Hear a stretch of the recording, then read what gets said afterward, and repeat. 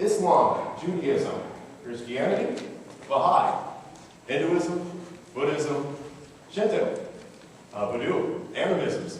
There are a lot of world religions that are out there. We could keep going on and on, you know, New Age, a whole bunch of those ideologies. There are a lot of religious ideologies that exist. And this poses a problem to anybody that wants to think about religion. Because what we have to do is we have to make sense of these other world religions. And so part of our role today, as we gather together as believers, is to discuss these other world religions, discuss what our culture tends to do with these other religions, and then discuss what we need to do and think like with regard to these other faiths. Well, how do we integrate, how do we understand the fact that all of these religions exist in a world, and we are making a claim for Christianity to be true? We have to state that claim of exclusivism, to say not just that every other religion, that our religion is true, but that every other faith that exists is in fact false, because it does not meet up with the standards of our faith. Well, there are a couple different approaches that people typically take to this type of thing. The first that I want to deal with today is the approach that we might find in Oprah. Wait, let me see Oprah. Oprah likes to embrace every world religion, right? Every religion is true, except when it's exclusivistic. If it excludes other religions, then it's not true.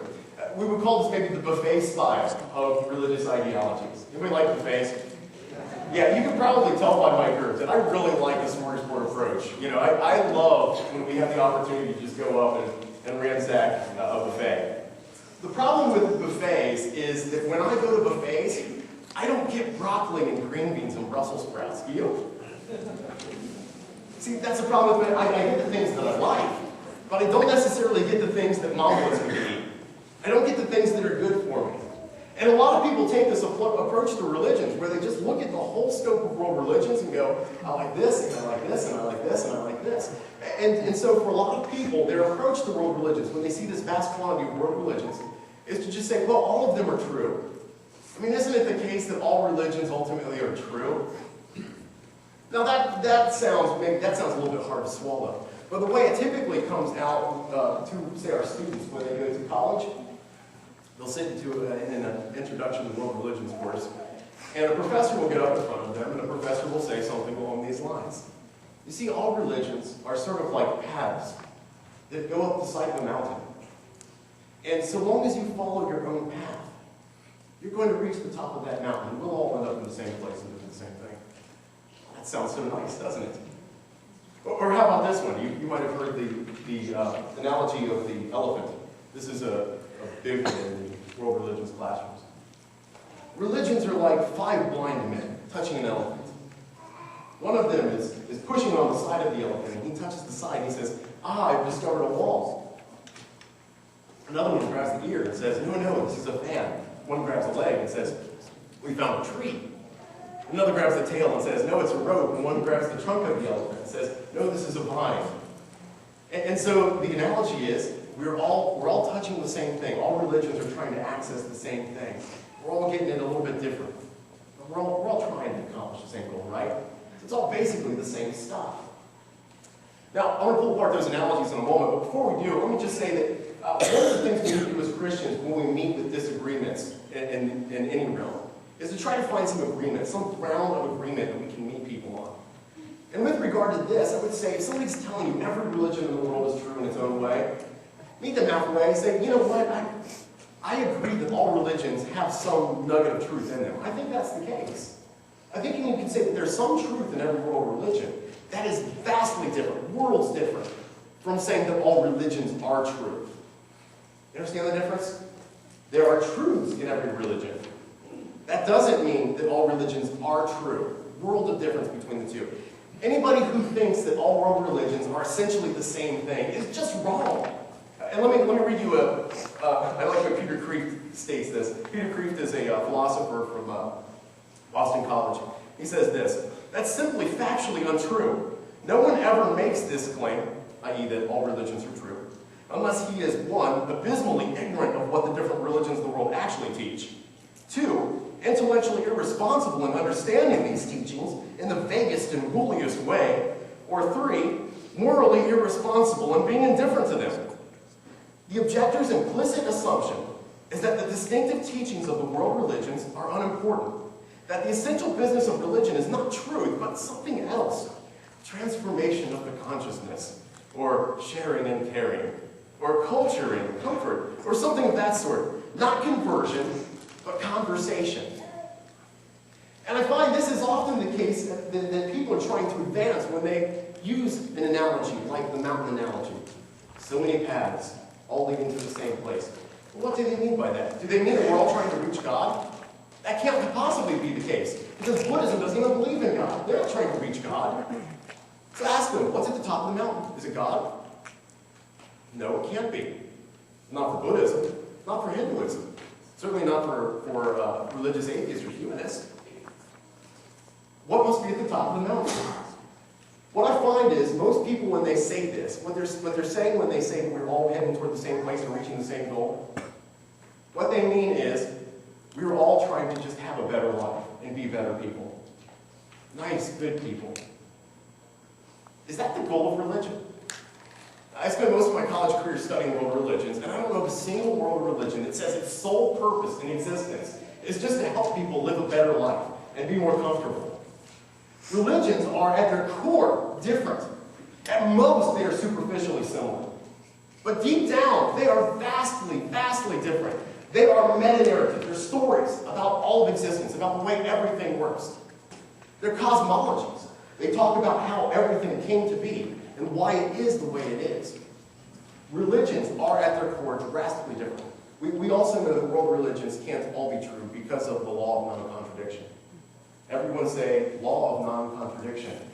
Law of non-contradiction. I know Chad mentioned this in his class this morning. This is a philosophical law that I think every Christian needs to understand. Here's the way Socrates describes it. This is Socrates from Plato's Republic. It's plain that the same thing won't be willing at the same time to do or suffer opposites with respect to the same part and the same relation to the same thing. Thank you, Socrates. Okay, that clears up absolutely nothing. Let me try to bring that down to world terms here. What this means is the same thing can't be both true and false at the same time. For instance, I can't be both been and not been at the same time. If somebody comes up to me in the lobby and my wife and I are having a conversation, they say, hey Walkers, how you guys doing? Oh, pretty good. We hear that you're expecting a child, and Lisa and I both turn to this person and I say, no, and Lisa says, yes. Would you simply go, mm-hmm, and walk away? Or would you walk away going, whoa, what's going on there? Either she hasn't told him, or, they need to be getting some counseling, something is going on. But you wouldn't just accept that as a, well, okay, fine. It is both true and not true. She is both pregnant and not pregnant at the same time. Right?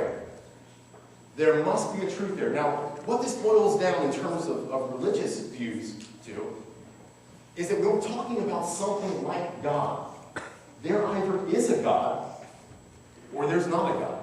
It can't be both. There is 330 million deities, as Hinduism reports, or there's no gods. But it can't be both. You can't have it both ways. When somebody says all religions are inherently true, they're all true in their own way, they're completely mistaken. Islam cannot be true if Hinduism is true.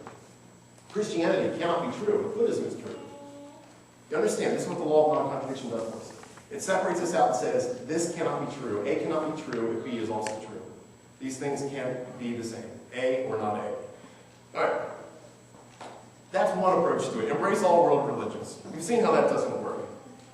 As far as the 5 blind men touching the elephant, if you get an analogy like that, just ask them, what are they touching? Well, what are they touching? An elephant. How do you know that?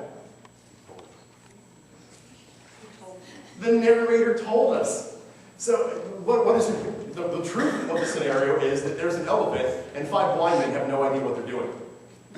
All right? They're all mistaken. If I draw a conclusion from that, it's don't listen to blind men when they try to teach you about religion or what is true. Listen to the narrator. The narrator's got it right. Apparently he knows what they're doing. All right? And I think this is certainly the case with regard to Christianity. God definitely knows what is going on in the world scene. If I'm looking just to men to illustrate what is true with regard to world religions, I might be listening to blind men. However, if the narrator has spoken, There might be truth there that I can understand. I might determine that I have been touching an elephant all along. Amen? All right. One method is to embrace them all. I think that's just absurd. Another method that people take when we look at this broad spectrum of world religions is to reject them all. To simply say, and you've probably heard people say similar things to this, there's so many faiths saying so many different things. It's really arrogant to think that we might be able to determine which of them might be true. It's arrogant for somebody to say their religion's right when there are so many religions in the world. Now, first, that might seem like a reasonable position. That seems fairly reasonable, doesn't it? But let me illustrate why that is not true. Let's imagine that I take 3 mason jars and I set them up here on stage. And each mason jar has a label on it. The label says potable water. Potable water is drinkable water, right? Okay, it's water that can be drunk. Now, the thing is that 2 of these jars don't contain water. They contain wood alcohol. And if you drink that, you're going to get really sick or die. Okay? So, 3 jars, all of them labeled water. Now, does that mean, because 2 of them aren't in fact water, does that mean that one of them cannot possibly be water? One of those jars can't be water, because 2 of those jars are clearly lying. No, in fact, we can see obviously that one of them can in fact be water. And if we're careful and attentive, and when we come up to approach these jars of water, maybe we're thirsty, we can actually determine which of them are in fact water. Perhaps we can put them to the test. We can test the consistency. What does this feel like? What does this smell like? Maybe we watch somebody else come up and get a drink and see whether they fall over and die or not. And we can determine whether or not this is in fact water or that the claim might be false. But just because some claims are false does not mean all claims must necessarily be false. We cannot disregard and just kick out every world religion just because some of them are without question false. Well, those are the 2 options that the world typically chooses, and I understand why they choose those options. Think about driving to work, how many churches you see like on your way to work every day. Or just think about like all the variant cultures with all their various religions. We just named a couple of them at the outset. So many religious ideologies, so many different views. Don't you feel a little bit overwhelmed by that? And you're a Christian, you've got a religion that you follow. Imagine the person who is non-religious, who looks around at the world scene and thinks, there are so many different views. There is no way I can investigate every one of those views. I think they're very rightly overwhelmed by just the plethora of views that are out there.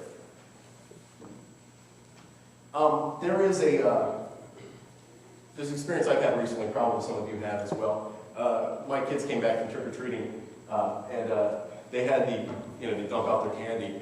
And I like the candy bars that say fun size, you know what I mean? You know what I mean by the fun size candy bars?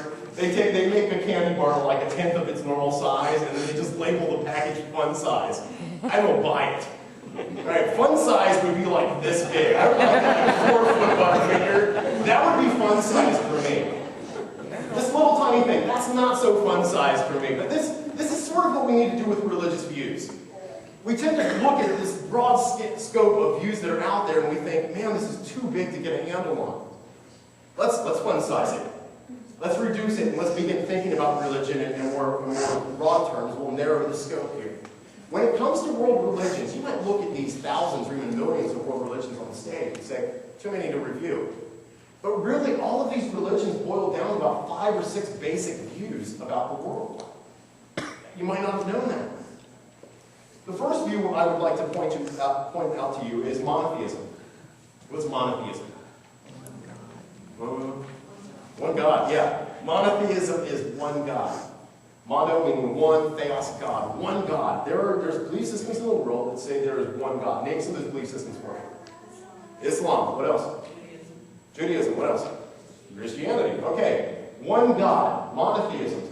Monotheism represents more than 50% of the world's population. 1 in 2 people that you meet on this planet claim that there is only one God, and that's the God they follow. Monotheism, for instance, and I think that's a big deal. I think when you look at the world stage and you say more than half of the people in this world believe in one God, that's a pretty big deal. Now, this is even more cool. Do you know what percentage of the world's populace Christianity represents?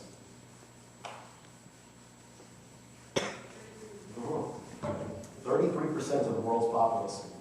1 out of every 3 human beings on this planet claim to follow Jesus Christ as Lord. 1 out of every 3 people on this planet. Christianity is by far the world's largest religion. Okay? So monotheism represents more than half of the world's populace. Now, the second largest grouping of world religions are what we would call Eastern pantheistic monism. Eastern pantheistic monism. And this means this. They're from the East, okay? So typically these are the religions that we see like out in the East. This is Buddhism, Hinduism fall into this category. Pantheist means all is God. Monism means all is one. All is one. All is God. Okay, pantheistic monisms, and when they say God, by the way, they don't mean God like you and I mean God. When they say God, they mean everything taken together as a whole. Kind of the soulish nature of the whole cosmos. All things considered all at once. Okay? All is God, all is one. Does that mean I'm God? According to pantheistic monists, yes. Does that mean my shoe is God? Yes. Okay? Your telephone is God. Pretty much everything that you experience is God. It's all part of the God nature. It is all one thing, and it is all the God thing. Okay? Pantheistic monism represents less than 20% of the world's populace. Right? So we're only talking about really a little bit. We're starting to get slimmer and slimmer. The vast majority of these live in India, and they're considered Hindu by their Indian birth. Buddhism represents less than 6% of the world's populace. It's really small. Now, here's the deal. We've got roughly 75% of the world's religious faiths, 75 to 80% of the world's religious faiths, accounted for in just those 2 categories. Okay? Just monotheism and Eastern pantheistic monism. And it only goes down from there. You have things like animism that represent like 1% of the world's populace. Maybe 1%. Judaism represents less than 1% of the world's populace. But everything just kind of gets more and more slim. So really, when we talk about world religions, we're talking about 2 basic categories that we have to make a decision between at the outset. Is it going to be monotheism or Eastern pantheistic monism? This is the real big debate at the outset. And once we determine maybe which of those is most true, it would be really settle on monotheism and then look at the subsets of monotheism and see which one of those might be true.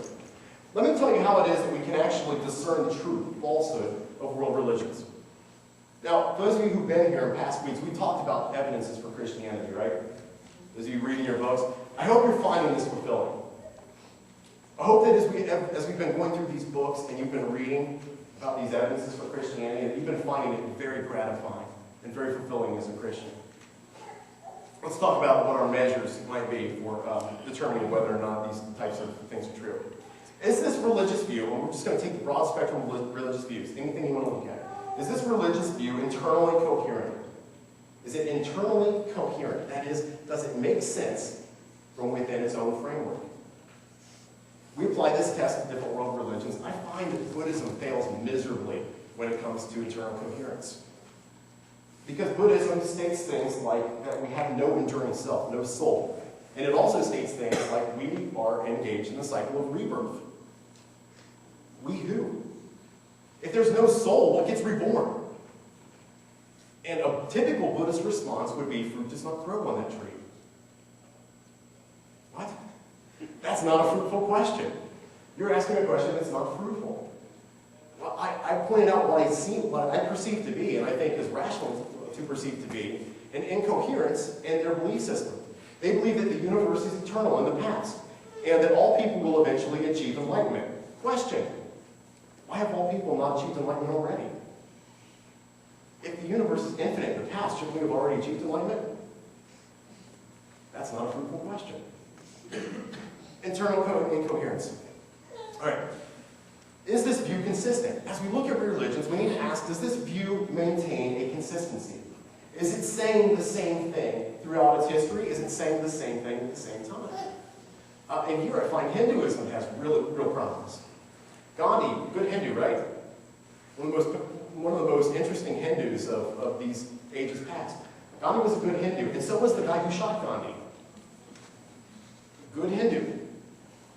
Hinduism, a lot of the world religion professors and teachers will tell you, Hinduism has this notion of the sanctity of life to such a degree that, like the Jains, for instance, will not take antibiotics because they don't want to kill bacterial infections or destroy anything that might be harming their body. Some of them will actually die by starving themselves to death so that they basically let all the viral infections and everything take over in their form so that they can help all those other things live. That's one version of Hinduism. Then you have my favorite version of Hinduism, the Samsara Mochanas. Samsara Mochanas make a religious practice to kill tiny animals. Yeah. All right, so they go around, and they don't watch where they're going when they're walking down the street. They go stomping on bugs. They crush mice, they destroy little animals. Why? So that they can help those animals advance to a better life. They're just helping to expedite the process of reincarnation. Liberation.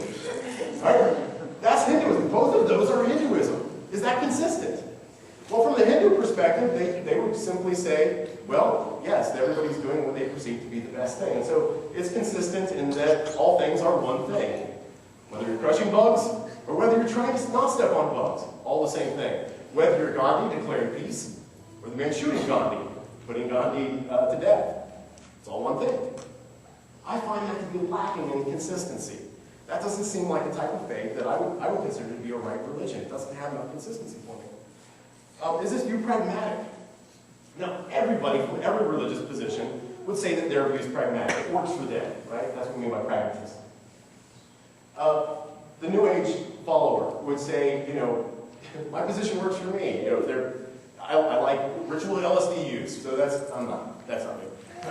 I'm being a New Age practitioner. All right. A New Age practitioner might say, I like to use LSD, and so my religion works for me because it provides an opportunity for me to do that. Or to use peyote and sweat houses. I like to have these weird experiences, and so my religion works for me. I'm not talking about on an individual basis so much as on a sociocultural basis. In what places of the world do we see the most hospitals? Which religious group puts together the most hospitals? Have you noticed the names on the hospitals that you see?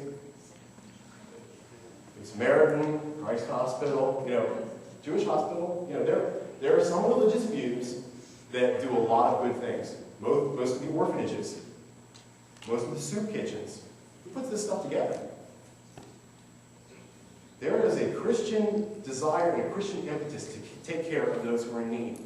We were just talking in our class session last night about India, and about the squalor in India, and how it's squalor that you cannot imagine. There are people lining the gutters of the city who, if you saw on a public street here in America, you would look at that individual and go, call 911. And you would be panicked. And in India, people just walk past because the religious view is that person is working out their karma right now. By that person starving to death and dying of leprosy, that person trying to extend a hand and get a coin, that person is doing their religious duty. Now, does it work as a culture? India has the most sacred river in India is the Ganges, the most polluted river in the world. India, as a country, and I love that Ken pointed this out, you can't separate theology. You cannot separate somebody's view, their religious view, from their culture. It just creeps out. India has massive poverty. Religious views, consider how a religious view works within a culture. Does it contribute to the well-being of marriage? Does it contribute to the well-being of the family? Does it advance cultures? Does it make a place for learning, like the universities? Again, how are most of the universities founded? By Christians. The vast majority of them were formed by Christians who went, let's make a place of learning. Okay? Does it work? Is a religious view pragmatic? Is the religious view historically reliable? Now here Christianity shines. We have manuscript evidence. We have more than 18,000 manuscripts that predate 500 AD in various languages. Coptic, Greek, Latin, Syriac. We've got all these texts that we can analyze and compare to one another in order to determine the historicity of what we believe. We've got evidences from outside of Christianity to validate those beliefs. Within Buddhism, do you have those types of evidences? No. In fact, if you take everything that the Buddha said and strung it all together, a person speaking 24 hours a day would not be able to say all those things within a period of hundreds of years. Why? Because the Buddha didn't say all those things. If you ask a Buddhist about it, they would say, yeah, we acknowledge that. The Buddha didn't say all those things. It doesn't have to be historically reliable. It also has really obscure things like the Buddha's horse. Shakyamuni's horse speaks to him. A cobra rises up above him and unfurls its hood so that he doesn't get rained on one stage of the game. Now, in Christianity, we have reason to have miracles, right? We have an infinite God. In Buddhism, is there any reason that a miracle should occur? No, they don't have gods. If they do have gods, they're less than human. Historical reliability really speaks to Islam as well. Islam, as you know, the Quran is considered sort of their one miraculous work. And the Quran has errors in it. Like the Christians believe that God is three. That it is God, Jesus, and Mary. That's a wrong view of the Trinity, isn't it? Okay, that's in the Quran. The Quran is infallible. How? They get Christianity wrong at the outset. Is it historically reliable? The Quran, most people also don't know, the Quran was actually, all the variant versions of the Quran were burned at one stage in history, so we've got one version of the Quran now. And they will say there was always one version of the Quran. That's incorrect. That's historically incorrect. We don't have multiple versions to compare different texts, because they don't allow that type of thing. Is this religion historically reliable? Can it be historically validated? Christianity can't, absolutely. Is it scientifically tenable? And here we can eliminate other worldviews because their views of cosmology are wrong. For instance, Buddhism believes in an oscillating universe. That the universe explodes into being and then implodes and explodes and implodes. The oscillating universe theory was debunked in the 70s. It's something that hasn't been held for a long time. So we can say, look, your view doesn't really match up with some of the best scientific evidence that we've got pointed in. The soteriological principle of these different religions. That is, what is the religion saying I need to be saved from? What is it saying I need to be saved by? And what is it saying I need to be saved to? Within Buddhism, I'm being saved from rebirth. I'm being saved by enlightenment. I'm being saved to nirvana, nothingness. I'm being saved to nothingness. Is the message dramatically different than other faiths? And here, I'm just going to finish out with this section. I want to talk about what makes Christianity dramatically different than the rest of the world's religions. Christianity is the perfect balance of simple and complex. Christianity is the perfect balance of simple and complex. What I mean by that is this. I can explain the gospel message to my 4-year-old son and he can get it. It's so simple that I can explain it to a kid and the kid can get it. And yet it's so complex that I can spend a lifetime in study and still not plumb the depths, the wonders of my God. That is really cool. Rabbi Zacharias talks about this sense of wonder that we pursue with God, and he talks about how Christianity and this God of Christianity holds wonder that is unlike anything else in any other faith. And he uses this illustration. I love this. He says, imagine you've got 3 children. One of them is like 2 years old, one of them is like 5 years old, one of them is like 9 years old. And for a 2-year-old, you can start telling a story. You could say, or maybe for the 7-year-old, you start a story. You say, little Timmy got up and he walked over to the door. He put his hands on the door and he turned the handle and he opened the door. And out jumped a dragon. And the 7-year-old like, wow, sense of wonder inspired. You know, their imagination captured that. And maybe for the 4 or 5-year-old, you say, little Timmy got up to the door, and he walked over to the door, and he grabbed the handle, and he began to turn the handle. And already, the sense of wonder within the 4 or 5-year-old is welling up because it's behind the door. And then you go to a 2-year-old, and you say, little Timmy got up and walked, and they're like, wow, that's pretty big for me. The sense of wonder is inspired. Right? And so you see how through life, we get this progressive need for more and more wonder, bigger and more awesome things. God is the perpetual source of wonder. He never ends. There is always more to discover, always more to unveil. He's unmasking himself throughout the whole of your life. Christianity is challenging to live out, too. And this was part of what I mean by simplicity and complexity. While it's easy to be saved, while it's easy to come into a relationship with God and become a Christian, it is hard to be like Jesus, isn't it? I like that I'm challenged like that, though. I like that I don't just have this kind of vague notion of things that I need to do, but I get to look at the person of Christ and go, that is what I am to become. That is who I am supposed to be like. I like that that is an objective. It is challenging to do. It is hard to be like Jesus. And that calls me to bigger and better things. We could also say Christianity is drastically different in regard to its soteriology. It's salvation. The salvation of Christianity is unlike anything we see in other world religions. Nothing is like it. In Christianity, we don't have a set of rules or obligations that we have to carry out in order to be saved.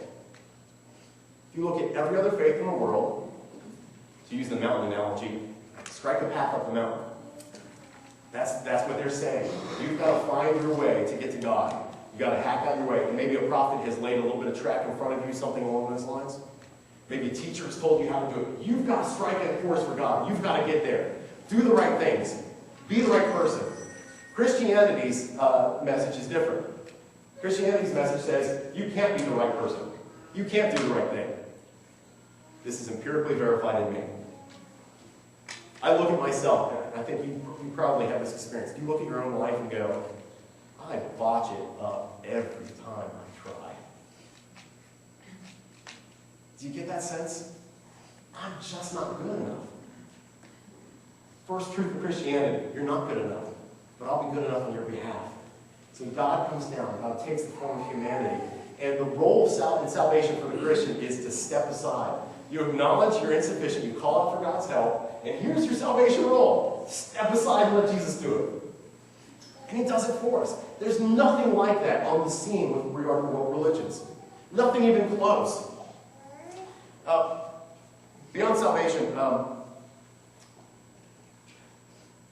we move to the figure of Jesus Christ, and this is something that is drastically different than anything else in any other faith.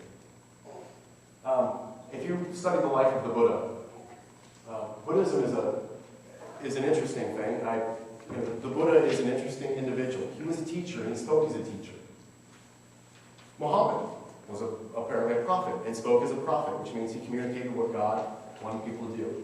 Jesus claimed to be God incarnate, and he didn't speak as a teacher or as a prophet. He spoke as God, giving directives to individuals from God. This is a really big deal. He didn't say, here's some nice precepts that you want to follow. He didn't say, I spoke to God and he wants you to do this. He said, I tell you the truth. And he says that more than 70 times in the New Testament. I tell you the truth. I tell you the truth. I tell you the truth. Jesus Christ spoke the truth as God to the world. Very different scenario than any other world religions. His claims are attested to by miracles. And again, here, compare this to Islam. Islam has one miracle, which is what? The Quran. Do you know how you can perceive the miracle of the Quran? You can't, because most of you probably don't read Arabic. Anybody read Arabic? Yeah, I didn't think so. Okay, then you can't get it. You can't perceive the miracle of the Quran. You have to take somebody's word for it. If, however, you spoke Arabic, you might know or perceive the nature of the Quran, its beauty, and its wonder. We've already talked about how the Quran is mistaken. Actually, the Arabic language changed to match the Quran, because where there was a grammar error in the Quran, they changed the language rather than change the Quran. Whoa, that's interesting. That's the miracle of the Quran. That's the miracle of Islam. What about Christianity? That's the one thing Islam's not going for. What about Christianity with regard to miracles? What do we have in the life of Christ with regard to miracles? It's one thing if a man comes up and says, I am God in the flesh. I am God. Take my word for it. I'm God. I'm going to give you an instruction. You're going to follow it. It's quite another thing if a guy walks into our midst here this morning and steps up and says, you've been lame from birth. Stand up and walk. I'm God. And that is what we see in Jesus Christ. A man whose words were attested to by the miraculous. And ultimately, through the resurrection, his whole life is attested to by the miraculous. Everything this man said is shown to be true. His life and teachings changed not only human history, but my personal life. And I would say, with regard to human history, I love the way Rabbi Zacharias phrases this. The figure of Jesus Christ towers over all of human history. If you could name one person in the history of the world who has changed the world, who would it be? Jesus, no doubt about it. Think about how culture has hinged on this man's life. How all of world cultures were changed and shaped by who this man was and what this man did. And then consider your own life. How your own life has been changed and shaped by who this man was and what this man did. The teachings of Christianity are absolutely unique. Other people have claimed to be a God, like within the Hindu versions of God. Nobody has claimed to be the monotheistic God, save Jesus Christ.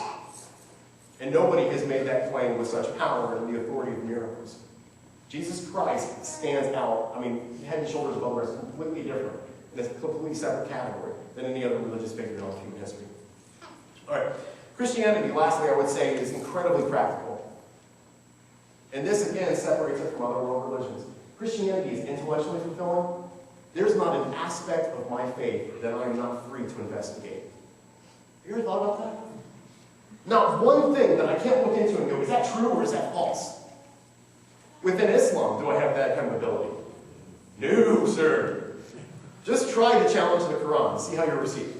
As a Christian, you'd be received positively. As a Muslim, you'd probably be killed in a lot of circles. You can't make those types of challenges. You can't challenge the nature of the Quran.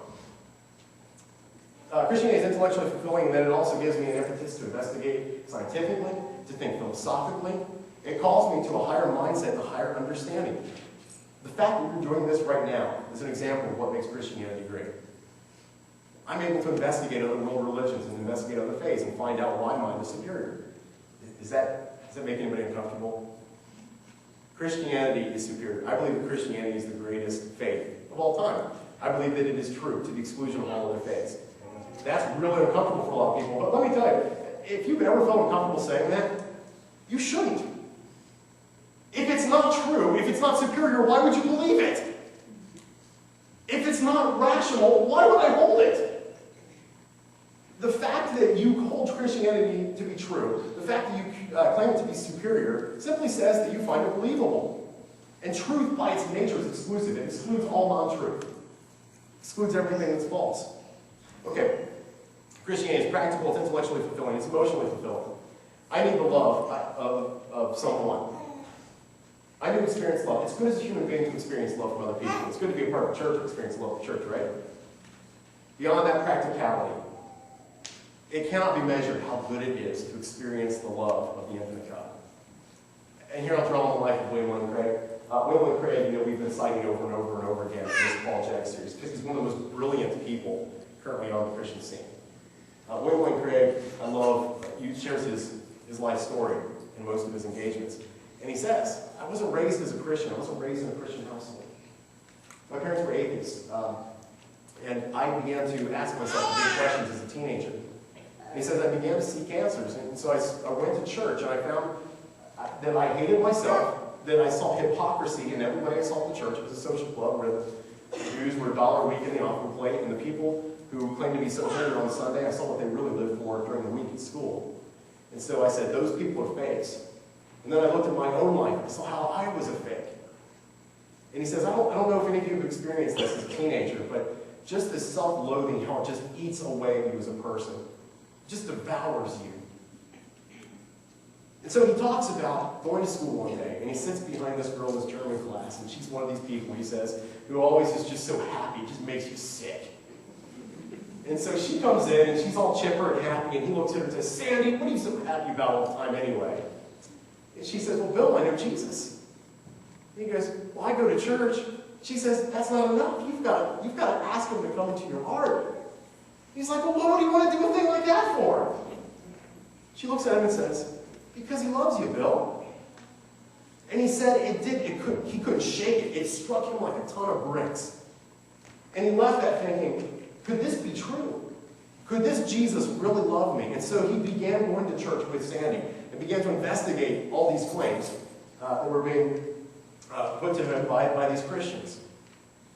And he came to know Jesus Christ. And he says he walked out on a fall night, one of those warm fall nights. He just looked up in the sky. You can see the Milky Way from edge to edge. And he just looks up and thinks, God, I found God. He'd found love, the love that he desired. And he described it this way at one of the conferences we were at locally. He's like, nobody would love that worm Bill Craig. Who would love that guy? And then here I had love. And who was it from but the God of the universe? That worm, that little teenage kid. Have you ever looked at your own life like that and you think, man, I'm abominable. I'm just a horrible person. And who loves me? Not just other human beings, but the God of the universe is mindful of me and cares about me. Islam can't say the same thing. God can be expected to give you what you deserve. God cannot be said to love. He's very distant from human beings in Islam. There's no love coming from the Buddha. In fact, love is an attachment that you've got to get rid of. Christianity has love at its core. Eminently practical. Christianity gives us significance, gives us personal contentment, gives us relational contentment, and the capacity for relations that go beyond the stupid, superficial, selfish things that most people do right now. Christianity is communally satisfying. We've got a great community of believers. And I have a buddy in the church who, at one stage of the game, was just expressing to me in the office one time. He goes, man, it is good to be a part of the family of God. This is a rough stage in his life, and it's being built up by other believers. Christianity is eminently practical. Christianity's soteriology is drastically different. It's the perfect balance of simplicity and complexity. Its central figure is different than any other figure in any other religious view ever. There's so much more to say about this, and I can't give a fair treatment of all of these religions in this time, but I just want to say to you, this is a matter that is worthy of investigation. The more you study world religions, the more you're going to find Christianity stands in a completely different category.